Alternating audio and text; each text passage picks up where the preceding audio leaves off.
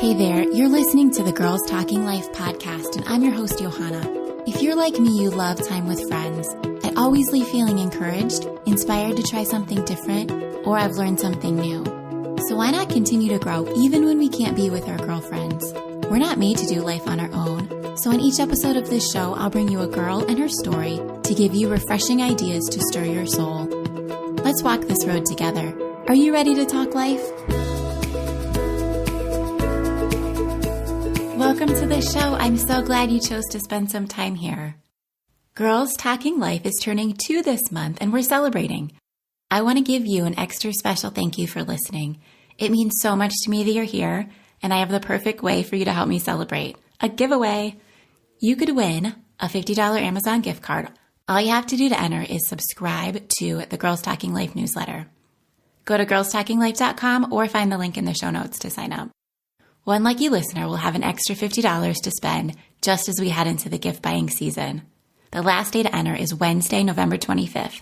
That's this Wednesday, if you're listening on the day this comes out, at noon Eastern. The winner will be chosen at random and announced the same day. Best of luck. Do you love a good God story? Does it boost your faith to hear someone else sharing the great things that God's been doing in their life? Or if you've been feeling distant from God, today's show is definitely sure to rekindle your love for Him. I'm talking with Kristan Dooley.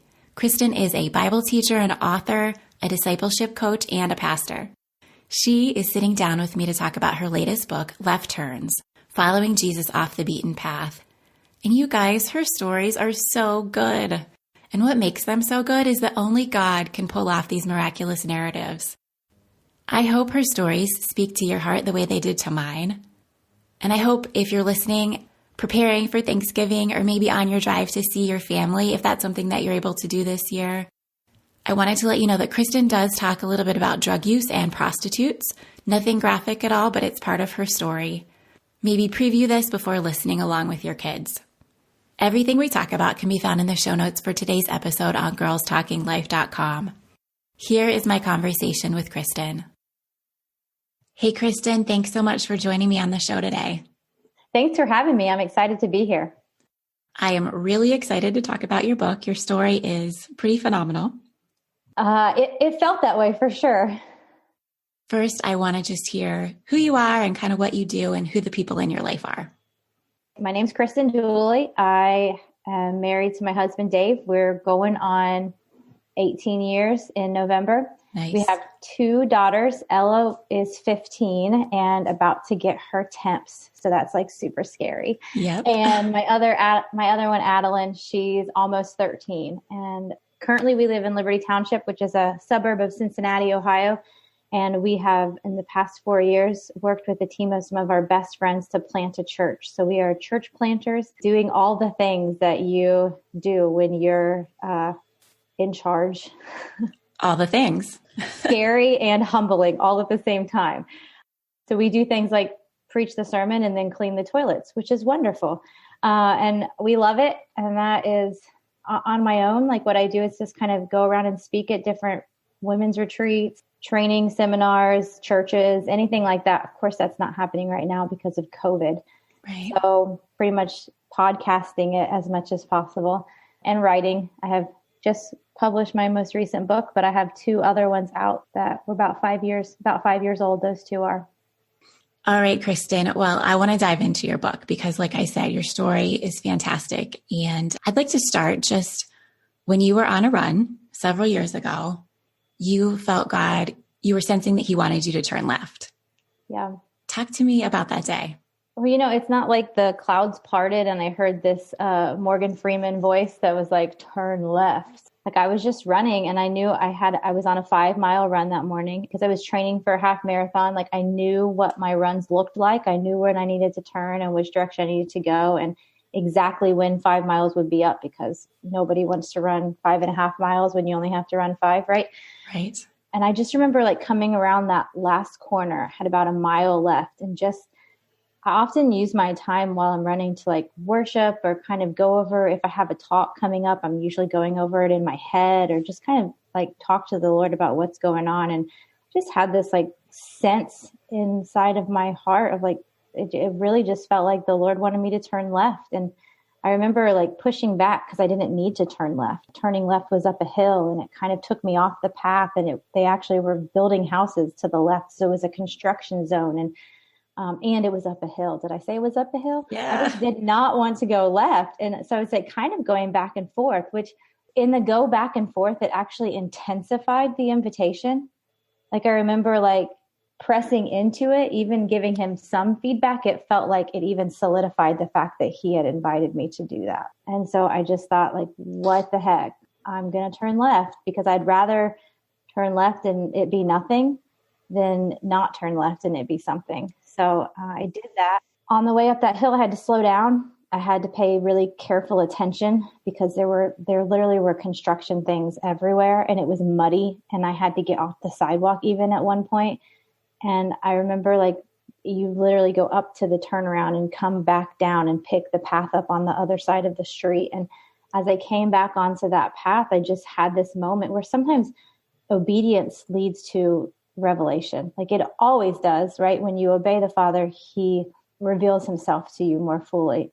Sometimes it's in the moment, but sometimes it's years down the road, right? In this, for instance, I felt like immediately he was just speaking to me and like, I'm going to ask you to turn left, and it's going to not really make sense. And it's going to kind of come out of nowhere and feel like it's not necessary. Just need you to slow down and make the turn. And we're going to go up a hill and you're going to be out of your comfort zone. And all of that's okay because I'm going to bring you back to the path and you're going to pick it up where you left off. And I really know what that meant, but I got home and wrote it all down. Like, I have no idea what this is for. And I talked to one of my mentors later on that day. Like, if you ever felt like God kind of let you in on something that you didn't know was coming, like, what do you do with something like that? And she's like, just pay attention. Just pay attention, because if he has revealed something to you, like he'll bring it to you. You don't have to go looking for it. So just be aware that an invitation might be coming and be ready to respond to that. And that invitation was coming. Yeah. And like unexpected. Yeah. And how cool of him to like fill you in, just give you a little peek. Like, I've got something. Yeah. Keep your eyes open. Well, and it kind of helps you prepare your heart.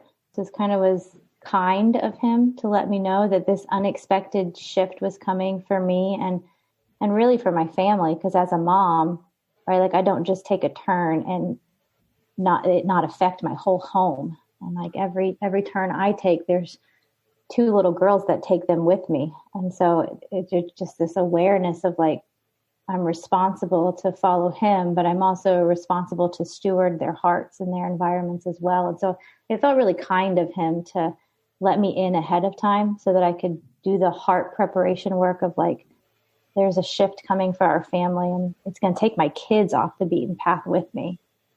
And that's what happened. Several months later, you ended up resigning from your job. Yes, I did. So unexpectedly, but expectedly all at the same time. Like I didn't ever ask to step out of student ministries, and the church that I was at, I loved. I thought we would be there forever. That kind of was my plan. And the winds began to change at the church. And before long, it started to make sense for me to like take this turn that I didn't know was coming. Oh gosh, I think this is it. Like, I think I just have to turn left. And I kept asking the Lord, like, is there a job? Like, are you going to open a door? Like, what's going to happen? And just feeling like my husband and I, the more we prayed about it, the more it felt like at the end of the year, it makes sense to kind of end well and step away. And so I kind of just expected God to put something in my lap and I would step away from this, but towards this. And that just didn't happen. It seemed like every door that partially opened seemed to close. And I remember getting to December and just telling Dave, like, I'm supposed to resign from my job this month. And he's like, you realize you don't have another job. And I know that's kind of not what I expected, but like, do you really believe that this is what the Lord wants me to do? And he's like, I do. I guess go ahead and do it. And so like, we kind of surrendered to that unknown of that space. And very quickly, I realized like it wasn't about turning to something else. It was about turning to someone. And that space in between was really important for what we were going to do. The fact that I would turn to him and trust him to be my significance and my security and my sense of belonging. It literally changed everything about my relationship with him. But there had to be some fear there. I mean, Gosh. entering the unknown, right? Yeah, I cried every day. So, there was lots of fear, and it wasn't a pretty, like, you don't have to turn pretty. So there were moments where I maybe looked like I was doing this like delicate dance, but it really was a disaster. There were lots of tears and lots of surrender. And I mean, trust is a weird thing, right? Like we say we trust someone, and then as long as all of the circumstances around us are what they should be, that trust kind of comes naturally. But then all of a sudden the ground comes out from under us, and we have to ask ourselves, I don't feel this. Do I have the faith to do it anyway? And so like there were a lot of moments where my feelings were very faulty. Like they just did not feel trust. They did not feel confidence. They did not feel security. And I really had to, I always had to parent myself. Like just because you don't feel this doesn't mean that this is not true. And so there was a lot of self-parenting going on where I was just talking to my feelings like, no, this is what you actually tell everybody else they need to do. So you need to do this too, even though you don't feel like it. And then he did end up opening a door. It did not look like what you had expected at all. No. But you met with a friend of yours. She had kind of a crazy vision. Yeah, I don't even know how this person got a hold of me, but like we ended up meeting at Panera, because at that point in time, when you don't know what you're doing, like everything becomes an opportunity. You're like, oh, is this what I'm supposed to do? I don't know what I'm supposed to do. So we sat at Panera, and she tells me her story about having this vision from God to turn this old firehouse in downtown Hamilton, which that's about 6 or 7 minutes from my house, but it is a downtown area. It is, there's lots of homeless and drugs, and it's kind of like the red light district. And so she had this vision from the Lord to turn this old firehouse into this house of prayer and worship one day while she was driving by. She felt like that's what the Lord put on her heart. And then crazy, like only Jesus, months or so later, she meets the guy that owns it, who says, well, I'm not actually using it for the next 5 years. It's my retirement project. It's just going to sit empty till then. There's no power. There's no water. Like it's nasty, but if you want to use it, like feel free to do whatever you want with it. So then she's sitting in front of me like, this guy wants to give me the keys to this. Like, I don't know what I should do. And I'm leaning towards taking them, but what does that even look like? I'm just like, I don't know. Like, I've never asked to do street ministry. Like, I don't really know anything about hanging out with prostitutes and drug addicts. And as we left, I just felt like a reminder, like, hey, remember that left turn that felt like off the beaten path and uphill and slowed down. It just felt like maybe this is it. Maybe it's not, but it was worth like stepping into just in case. And so I called her back and just remember like, I know you don't really know me, but like, I don't really have a job, and this feels like something the Lord's invited me to do. And I know how to gather people, and I know how to talk about Jesus. And I mean, I guess we could try to do that there and see what happens. And so we jumped headfirst into it, and we turned, and interestingly enough, it was called Hose House number 4. It was HOSE, but like we borrowed electric from the brothel next door. So like we had worship at the Hose House on Friday nights, which was always really fun to say at like Applebee's. Like, where are you going? Oh, I'm going to worship at the Hose House. And oh my goodness. People, everybody turns their head like, what's happening at the Hose House? I was reading it in the book, so I never even made that connection. Yeah. Yes. And one time I think I spelled it wrong one time when I was telling the story from stage, and everybody starts laughing. I'm like, why are you laughing? And they're like, you spelled it wrong. I'm like, well, that's not what I meant at all. So we started in that journey, just sort of did something inside of me that I don't think anything else has before in our lives. Were you hesitant? Did you want to call her and say, hey, I'm in, I'm going to try it? I mean, it was exciting, right? And I was in this period where I didn't really get out of my sweatpants for like 2 months. So like the excitement of it gave me something to do, gave me something to be excited about. But I didn't know what I was doing. So I was also at the same time, there was like this balance of excitement and fear, maybe.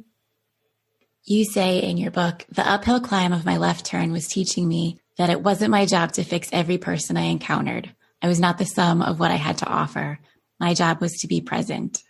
And I feel like once you are in there with that crowd of people who did, end up stopping by and worshiping with you, I think I would feel that same pull. I would want to give him every bit of advice I could to fix what was going on.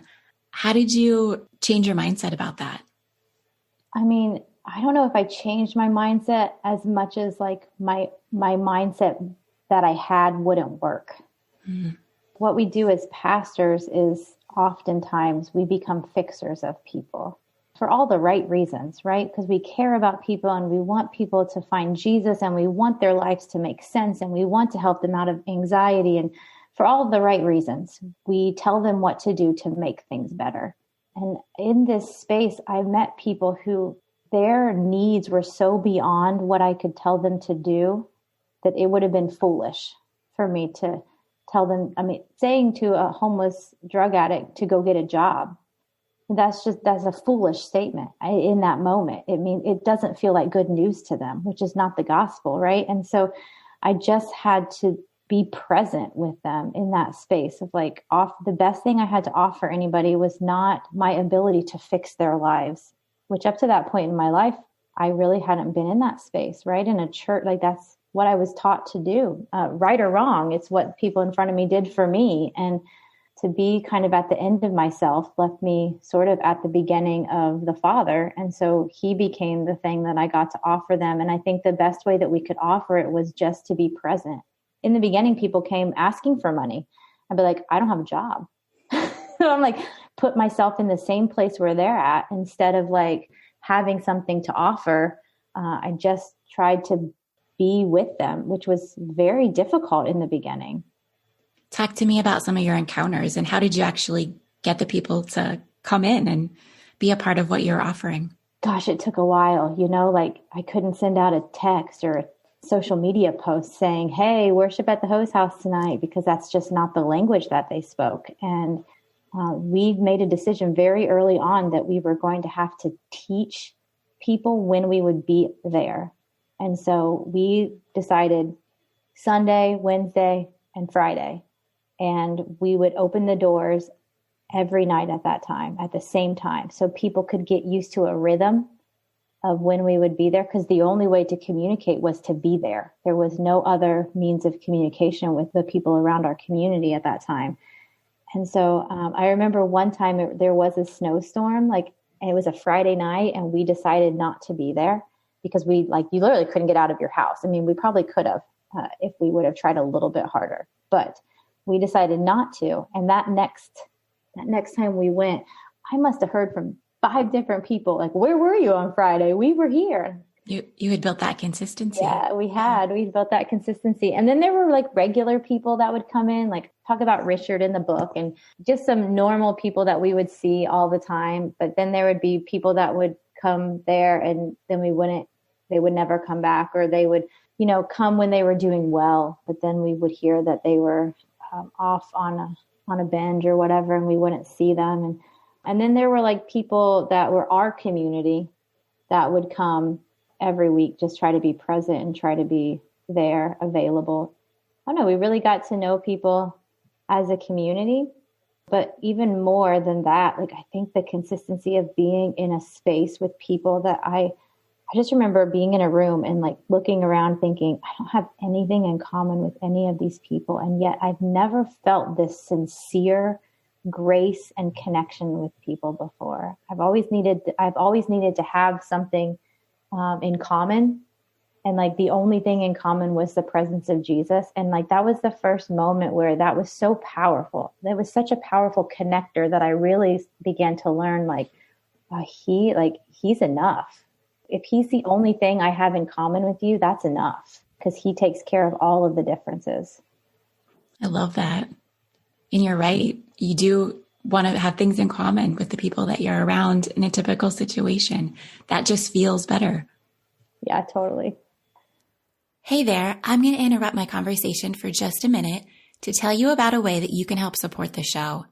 Prep Dish is a meal plan service that I've been using for over 2 years now, and it is a game changer. With this service, you get a weekly email that contains your menu for the week, an organized grocery list, and easy to follow instructions for prepping your meals ahead of time. After a couple of hours in your kitchen, all your meals are ready for the entire week. No more answering the question, what's for dinner? Mealtime stress is replaced with a healthy, whole food meal made by you. We just had the Mediterranean stuffed bell peppers with ground turkey, artichoke hearts, feta cheese, and Kalamata olives. It was delicious. And since I had prepped it ahead of time, all I had to do that night for dinner was to pop it in the oven. Prep Dish is having a Black Friday sale. They're offering 50% off of all of their subscriptions and products. This runs from Friday, November 27th through Monday, November 30th. So Black Friday through Cyber Monday. You can find the link in the show notes to find out more and to snag this deal. By using my link, Girls Talking Life will receive a small commission that will go directly into covering the expenses of the show. Now back to my conversation. You tell a story in the book about a cutting board that you wanted, that you thought maybe you wanted. Do you mind sharing that? No, that's my favorite, actually. Sometimes I always talk about how we give our feelings the keys to our car and they drive us somewhere. If my kids are driving me crazy and I don't hold on to my keys, I hand them over to my angst, I might end up screaming at them or like blaming them for me going insane. Like my kids have the power to make me do anything. And so in the lonely moments, because like you have to realize I was in the same town as the 7,000 people that were at the church that I stepped away from. And so like my best friends were still doing the ministry that I love to do. And so while this really exciting thing was happening, there was a lot of like mourning and letting go of the things that weren't happening anymore. And while I had a new community that I was falling in love with, I was really missing my old community, and watching them go on without me was really difficult. Even though I knew I was where I was supposed to be, I just remember like oftentimes that loneliness would really get to me. And on the worst days, I would drive to Target or to TJ Maxx because they were like right down the street from my house. And it didn't help that my daughter Adeline and I were binge watching Fixer Upper during that. And Joanna used to put, I don't know if she still does this, or I guess, I don't know, maybe she does this still. She used to put these like incredible, beautiful wooden cutting boards in every kitchen that she fixed up. And I just loved them. And I had this like rickety plastic, half melted cutting board that was not impressive at all. And so I somehow got it fixed in my head that I wanted a wooden cutting board. And so I would go in these moments and I would just kind of wander through Target, and I remember just feeling really alone and just kind of walking those aisles and just being in my head, right? And I would always find one because Target has everything that you need when you're in your head, right? I would put it in the cart sometimes I wouldn't, but every single time I wouldn't buy it because I would get to the end and like I'd be able to convince myself that I don't have a job and I have a cutting board and I don't even really like to cook. And like, this isn't a necessary, like you don't go buy $30 cutting boards when you don't have a job. It's just not necessary. So I'd put it away. And one particular day I did this, it was a Friday. And I remember that because I came home, picked up my kids, and we went to the hose house for worship. So as we pull up, one of our friends who is a carpenter and he's a woodworker, he's one of the people that's helping us like remodel the hose house and helping us with the design plan and whatnot. He has something behind his back and he's like walking towards me and he looks at me, he's like, "You're going to think this is crazy." And at this point in time, I'm like, I really don't think a lot's crazy anymore. I mean, I'm worshiping at the hose house, borrowing electric from the brothel. Like, it is what it is. Bring it at me. And he pulls out from behind his back the most beautiful wooden cutting board. And he's like, "Sometimes when I'm in my wood shop, someone comes to my mind and I just feel like whoever comes to my mind, that's what I'm supposed to give whatever I'm working on to them. And I think I'm supposed to give this to you because the whole time I made it, I couldn't stop thinking about you." And I'm just crying. I'm like, he didn't even get where I'm like crying because I know instantly like this is from God. Right. And I just remember like processing that later of like, God is always present and he's always working and he meets us right where we are. And like in the rawness and rejection of my feelings, I didn't need a cutting board. Like he didn't have to, like that cutting board's not changing the world. Right. But like he met me in this space and said, "Here, I want to just show you how good of a dad I am." Like this. And it just meant the world to me. And God just keeps getting better. Right. Like he doesn't have to do these things, but if we just realize like he does them and we give him the credit for all the good things in our lives, like it's just such a blessing. And I love the ones where you can just see it so plainly. Oh, and I so needed it. He's so good to give us what we need when we are desperate. Yeah, that's such a great story. You talk about the danger at the hose house and the hardships of leaving the church that you and your family had been in and plan to stay in. How did you navigate those things with your daughters? Well, I had to teach them a lot that I didn't plan on teaching them. Like, hey, this is a drug needle. Don't pick this up. Yeah. You can't be in this space without me. The porta potties, we had to lock the porta potties with a padded lock. So you had to unlock it to go to the bathroom, because if we left it unlocked, people would do drugs. They would shoot up heroin in the porta potty while we weren't there during the week. And so I remember like having that argument with God of like, my kids should be in Sunday school. They shouldn't be standing here with, and worship was extreme. And like, I mean, like every bit of uncomfortable that I definitely wasn't in control of anything that was happening. So some people were crying and some people were dancing and some people were like speaking in tongues and other people were just singing normal, like with our little circle, we're just standing there like singing, and it just was extreme. And my kids were like experiencing all of this stuff that I had never experienced. And I'm like in my 30s and I'm a grown adult. And so there was a lot of fear of like, my kids they shouldn't be here and they're missing out on where they should be, right? They should be in Sunday school learning about Jesus and opening up their Bibles. And there was one day that Ella, my oldest, she's like, I want to do something to raise money for the hose house. And I'm like, okay, what do you want to do? And she's like, well, I think maybe I'll make bracelets. That sounds like a great idea. And like I was speaking at places during that space, and I think this story might be in the book. And so she started making these bracelets, and I would take her with me anytime I had a speaking engagement. She would sell the bracelets. She would outsell me 10-1 every time. Like everybody wanted to buy bracelets from a 4th grade girl that supports the ministry at the hose house. Of course. So one day we're driving to Hamilton, and she's like, Mom, I really want a store for my bracelets. And I'm like, Ella, I really want a job for my life, but like, that's not happening right now. It's like, why don't we just not worry about that? We'll keep selling them where we are. Like, I just totally dismissed her dreams. I didn't even think about it. And that next day I dropped her off at school and I went home and I had an email or I had a Facebook message from somebody I didn't know. And she was like, hey, listen, you don't know me, but we have this store in Hamilton called Made to Love. And part of what we do is we sell goods made in Haiti, and we give half of all of our money to these education for Haitian kids. But we feel really convicted lately that we're not giving anything into our community. And so we really want to have goods from within our community that we can sell and raise money for our own community. We heard that your daughter is making these incredible bracelets, and we would like to put her bracelets in our store. And I'm like, shut up. Again, with the exact answer, right? Same thing. And like, just the thing of like, God cares more about my kids than I do. Right? Like he was in the car with us when she's expressing her heart. I shut her down and he was like, no. This may be a dumb ask, but like, I'm perfectly capable of showing you I've got you and I care for you and I can open any door that I want to open for you. And I just remember this shift in my heart of like, I thought that I was being protective of my kids. And I realized like I was keeping them from the protection of the Father. He loves them way more than my girls got baptized at the hose house. Ella decided to get baptized, and I'm thinking, okay, I'll have to call some friends at a church, right? And she's like, I want to get baptized at the hose house. I'm like, oh, duh, because like who doesn't want to get baptized at the hose house? We don't even have water.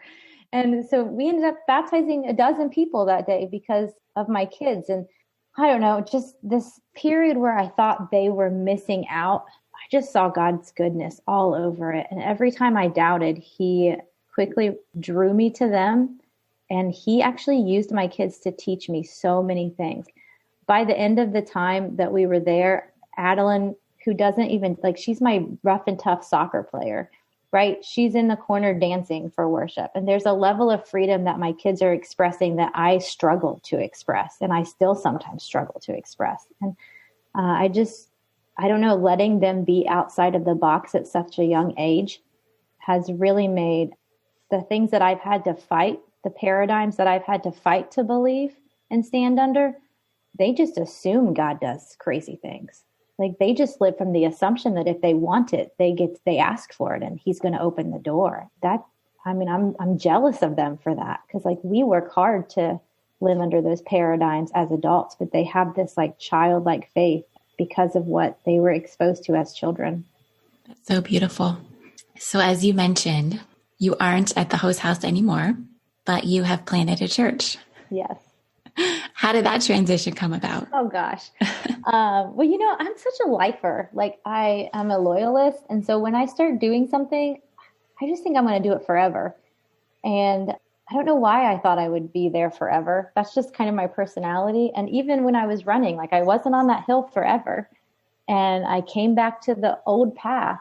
So I remember we sometimes went to visit a church down the street from our house because my kids, all their friends were there. And Dave and I, we were just kind of in this space of healing from the pain of the church that we had been at and all that was going on with that. And so we didn't really want to be in there, but it was a safe place for us to be. And like, we would kind of sometimes we sat in the car and our kids went into Sunday school and church. And sometimes we sat in the lobby, and like our friends are the pastors. So he would walk by like, am I really that bad that you can't come in? And I'm like, hey, it's not you, it's us. And so like one of these times we were there and we had gone in for worship, and I remember Dave leaning over to me like, I just can't stop thinking that we're supposed to plant a church. And I was just like, no, there is no way. Like we would have to, like somebody would have to knock on my door and sit down at my table and say, I want you to plant a church for me to even begin to think that's what God wants to do in our lives, Dave. Like it just had never even crossed our minds, not what we ever thought about doing.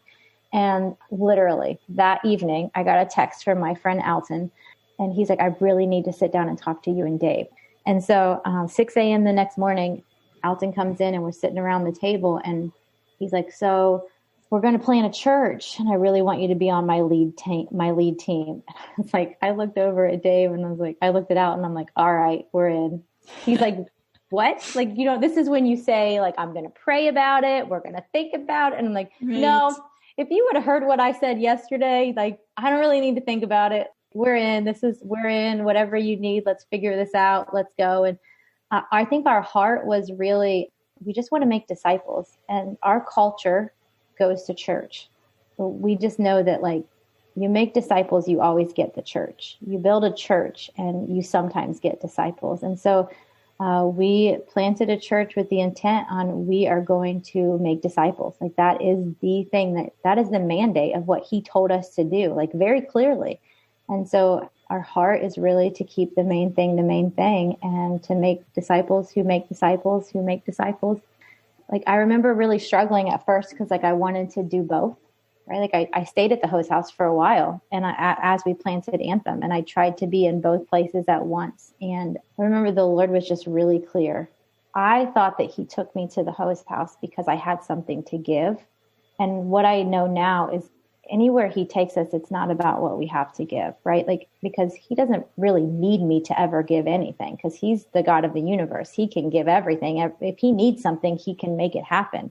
Everywhere he takes us, it's more about what we have to receive. Like he took me there not to build this missional community, not to make these worship nights, and all of those things happened. But like it was more about what he was doing in me than it ever was what he was doing through me. He transformed my heart. He shifted all of my paradigms. He broke every box that I had put him in. He changed me as a person. Like my relationship with him changed completely. He became a really good father, a really good dad. And that's what I needed to understand, was like, it wasn't about what I was doing. It was about what he had done. And when I finally realized that, it wasn't hard to kind of turn towards what he had next for me, and to let go of what he had for me in this place, because it stopped being about my identity and what I was building. And it started being about this journey that I'm on with him. Like if he's going left, then like I'm going left, because I want to be with him versus I want to build for him. I feel like God has asked me to turn left a couple of times, and exactly what you're saying is true. It's a hard lesson to learn. And I don't know that we ever stop, like I think, because we love where we are oftentimes. Yeah. But the growth that you experience and the more of God that you experience in those times I mean, that has been more valuable than any form of comfort in staying where you were. Oh, completely. What encouragement, Kristan, would you have for women who are feeling this nudge to turn left? Well, I think the greatest thing that I would use to encourage someone is oftentimes we have this fear of getting it wrong. And I've just learned, like, it's not about me getting it right. It's about him being righteous. If my heart, like, think about this as a mom, right? Like, I think and love my kids. I mean, they're like my favorite people. And at the same time, they don't always get it right. Yeah. And like in their wrongness, I'm looking at their heart in that moment. Was their heart to make the wrong choice? Were they trying to disrupt the system? Were they in like denial of who they really were? Were they trying to, push back a little bit? Or was their heart to do the wrong thing and they just turned the wrong way? Like when I see that their heart is, they just don't, their heart is not against me. Like they're trying to be obedient to me. Then I'm going to do everything in my power to help them step right or to turn in the direction that I know they need to go. And there's a scripture that stands out to me in Isaiah. It says, whether you look to the right or to the left, you will hear a voice behind you saying, this is my way, walk in it. I just remember the Lord being so good to me because there was I was so out of my element. There's no way I got that all right. I didn't know what I was doing, but I was just trusting that like, it's not about my rightness. It's about his righteousness. And like, whether I stepped right or I stepped left, he promised me to whisper in my ear, go right, go right, go left, go left, go right, go left. And like, it's almost in Joshua where it says, every place you step your foot, you step on land that I've already given you. So be strong and be courageous, walk forward confidently. And like, I had this picture of like, as I lifted up my foot, he would slide the right piece of land underneath it. And then I would lift up my next foot. He would slide the right piece of land underneath because my heart was to follow him. And like, he's a really good dad. And I'm a halfway good parent, right? Like I'm an imperfect mom. And if my kids' hearts are to follow me and to be obedient to our family, then I'm going to do everything I can to help them stay in alignment with that. Like, I'm going to open every door I can open to make it. I'm not going to make it harder on them. I'm going to make it easier on them to do what their heart is wanting to do. And so I think the best advice I have for someone, we just overthink it. And we put way too much weight on the power of our steps. He's the Almighty God. Like he's powerful. He literally, I can step the wrong direction and he can make it right in a second. And so if I can trust in that, if I can know him like that, he makes every turn right. So like I turned left because he told me to turn left, but like every turn is the right turn if I'm centered and aligned with him because he makes it right. And he promises to do that. Even if it's the long way, it becomes the right way because he's involved and he's leading and he's guiding. So I think the encouragement is like, we got to put more trust in the Father than we put in the directions that we step. Does that make sense? It does. That's so good. I love the imagery of the land under your feet. I really needed that I still need that all the time. So good. I want to switch gears though now and talk about your favorite 5. What are you reading or doing or eating right now that are just your favorites? Okay. I'm actually reading right now Kurt Thompson's Anatomy of the Soul on the brain and our heart and the brain-heart connection and the power of transformation and all these things that are really way smarter than me. But like this guy's a doctor. He's an MD, so he knows way more than I know. So I'm reading that right now. What am I eating? Well, I mean, not to be cliche, but I am sitting here with my pumpkin spice coffee and coffee creamer. Very nice. Because it's fall and that's my favorite. And then what am I doing? Was that one of them? Sure. Or wearing or what am I wearing? Using anything you want. Okay. What am I wearing? Nike leggings every day. It's a good week if I only put jeans on once. Oh, yes. And so I do that. And then so my family, we're super big boaters. Like that's what we do. And so we're kind of like putting the boat in the garage today for the winter. So I'm mourning over the end of boating season. COVID has made it the longest boating season ever. Like it has been fabulous. We put hundreds of hours on the boat. And so I'm going to go do that as soon as I get off here.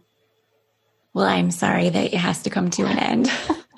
It just means it was so sad because it's so good, and it can so look forward to it starting, next June.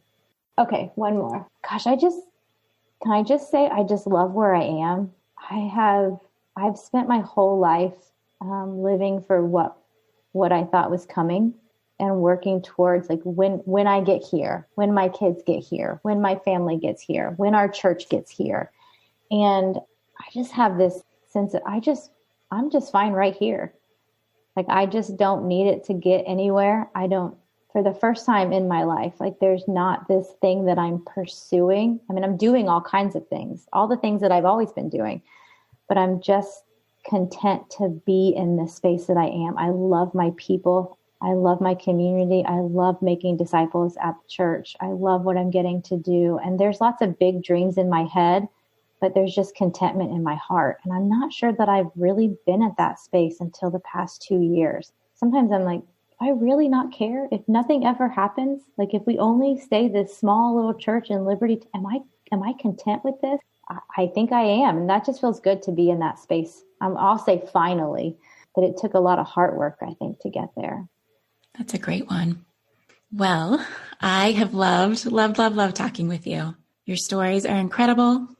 Can't wait to dig back in and fully read all the rest of your words. And I appreciate you so much coming on and talking about it today. Yeah, thank you so much for having me. It's so fun to share because it's like testimony, right? And It just it increases your faith every time I talk about it. I'm reminded of how good God was. So thank you so much for letting me share. Thanks, Kristan.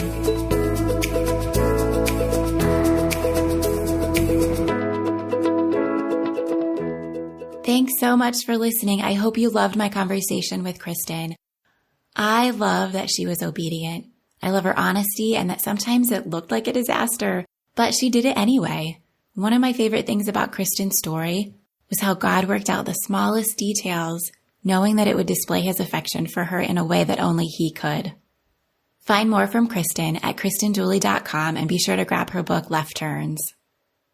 Don't forget that Girls Talking Life is celebrating 2 years of podcasting. Subscribe to the GTL newsletter for a chance to win. And friends, happy Thanksgiving. Don't let the conversation stop when the show is over. Share your stories and start your own conversations with the girls in your life. I'll be back here in 2 weeks. Thanks for tuning in.